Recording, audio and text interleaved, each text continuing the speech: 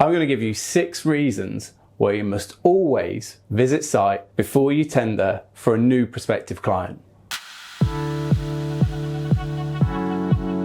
Hi, I'm Chris from School of Sub, the YouTube channel that brings you commercial and tendering tips to help elevate your subcontracting business. Don't forget to subscribe and hit that bell icon so you don't miss out on our new content every week. Right, let's get started. Reason number 1, time wasters.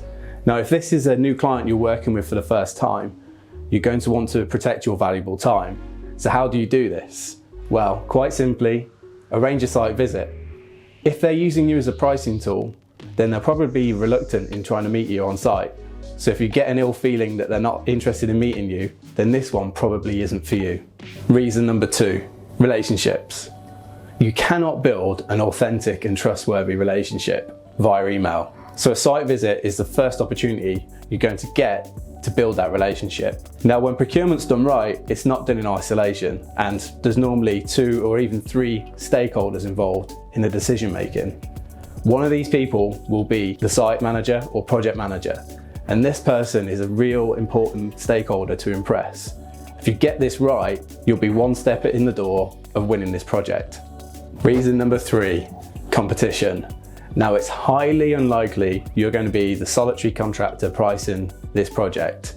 So how can you differentiate yourself from contractor A and contractor B? Easy, a site visit. By arranging a site visit, you will subliminally paint in their head that you are more comprehensive than the 2 other contractors who haven't visited site. Why is this? Well, if you visit site, you can have a broader understanding of access restrictions, deliveries, attendances, all these kind of things you can pick up during a site visit and allow for in your tender that others may simply miss. If you do this and get this right, you will look like the most comprehensive contractor than the other 2 who didn't visit site. Reason number 4, insight. Emails are protracted and a real poor substitute for obtaining information the way you can from a face-to-face conversation. Before you've submitted your price, the client is going to be way more receptive to queries and favours. And you can use this to your leverage to access nuggets of information you simply wouldn't via email. The kind of things you could ask are they open to product alternatives? Are they open to value engineering opportunities? When are you looking to make a decision? When are you doing your tender analysis? And one final bit of information which could be really helpful. Can I have an extra week or 2 to return my price? Reason number 5, taking control. We've all been there, we've received a tender, we've priced it, we've sent it back on time, and we've not heard back. It's terribly frustrating, but don't take this radio silence personally. You've given them what they wanted, but now something more important's come in and you're back to the bottom of the pile. So how do you keep the conversations going? Easy. When you're on your site visit, you need to create the next touch points of when you're going to communicate after you submitted your tender. So what do these look like? I'm near your offices next Thursday. Are you free to grab a coffee? I'm going to call you next week after I've submitted my price, and I'll run through any queries with you. What's your availability like next week to come and visit my site? By creating these touch points, you'll remain in complete control of the dialogue, and you'll never lose touch with what's happening with the package and remain in the mind of the client throughout the duration.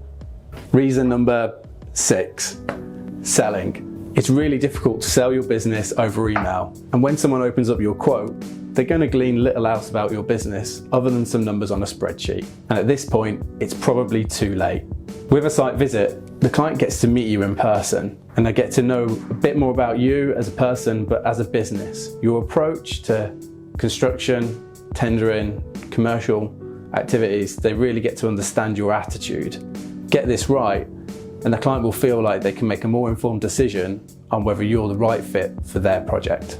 The takeaway: face-to-face communication needs to be your number 1 priority when looking to work with a new prospective client. By seeking a site visit, you're adding a layer of selectivity and filtering to how you approach a tender. And by doing this, you'll spend less time chasing time wasters and more time cultivating relationships and winning work you have a genuine chance of winning. Right guys, they're the 6 reasons I'd love to hear your comments, so leave me one if you'd like to suggest a topic or if you think I've missed anything. I'd love to hear from you. See you next time.